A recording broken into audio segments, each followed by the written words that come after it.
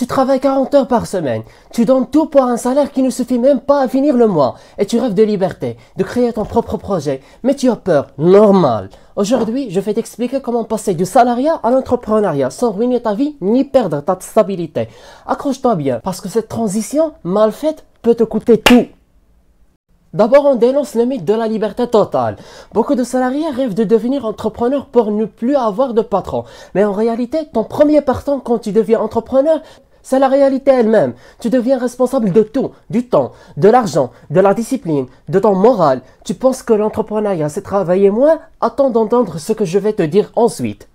Il faut préparer mentalement la transition. Changer de statut, c'est avant tout changer d'identité.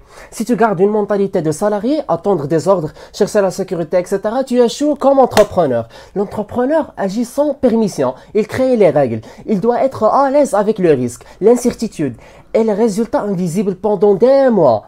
Mais comment savoir si tu es prêt mentalement? Je vais te donner un test simple juste après.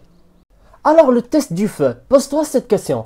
Est-ce que tu es capable de travailler 3 mois sur un projet sans être payé, juste par conviction? Si oui, tu es sur la bonne voie. Sinon, ne lâche pas ton CDI maintenant.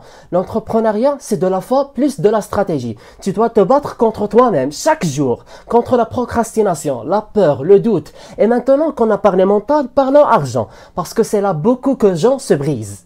Donc, créer un matelas de sécurité. Avant de quitter ton emploi, épargne 3 à 6 mois de dépenses minimum. Pourquoi?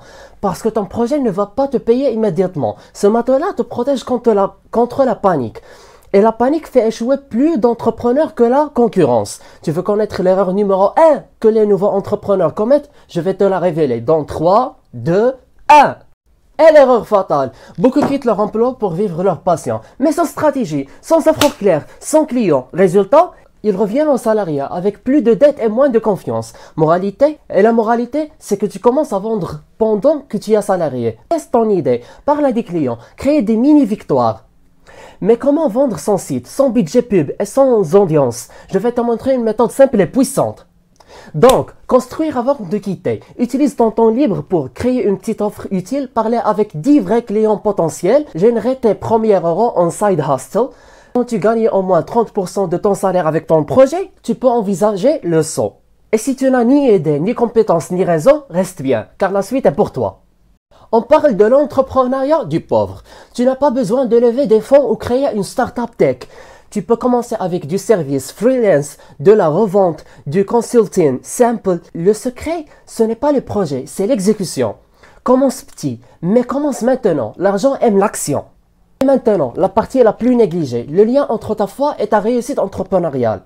C'est le tawakkul et la discipline. Quand tu deviens entrepreneur, tu te reconnectes à Allah chaque jour. Pourquoi? Parce que rien n'est garanti. Tu fais ton maximum, tu planifies, tu bosses, mais tu laisses les résultats à Allah, directement. Plus tu es discipliné dans ta foi, plus tu es ancré dans la tempête. La prière devient ton repère, le dhikr ton anti-stress, le sabr, la patience ton outil de croissance. Tu veux savoir comment associer foi, productivité et résultats financiers? La conclusion est pour toi. Et la conclusion, le plan en 4 étapes. Premièrement, prépare-toi mentalement, change ton identité. Deuxièmement, construis une offre plus un test réel sur le marché. Troisièmement, épargne pour respirer pendant la transition. Quatrièmement et dernièrement, travaille ta foi, plus ta discipline comme pilier central. Ce n'est pas un son, c'est un pont que tu construis pierre après prière. Ne quitte pas ton job pour fuir, quitte-le pour bâtir. Et souviens-toi, Allah est avec ceux qui osent avec sincérité. Allah est avec ceux qui osent avec sincérité.